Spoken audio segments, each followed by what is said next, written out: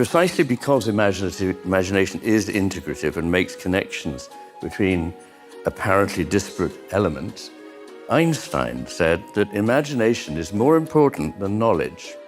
It specifically makes us aware of something beyond our power to fathom or control. And that's terribly important. Once we think we've got it and we've sorted it and we know it all, then the world is dead. Relativity theory and quantum physics were developed by imagination and were able to transcend the limits of the hitherto known mechanistic world. Einstein again, the mind can proceed only so far upon what it knows and can prove. There comes a point where the mind takes a leap, call it intuition or what you will, and comes out upon a higher plane of knowledge, but can never prove how it got there. All great discoveries have involved such leaps.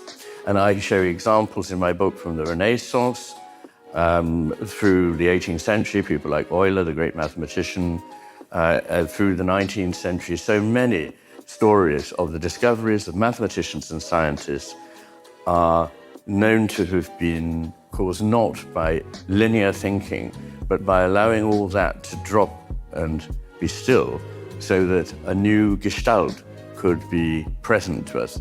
The gestalt, again, being the form of something that is a whole, and it cannot be reduced to parts without loss. One nice story is of William Wilson Morgan, who discovered the nature of the galaxies in the sky. He was an astronomer, and he was puzzling about it for many months. And then he was walking home one evening, and it suddenly occurred to him that they must have a spiral structure. Spirals again.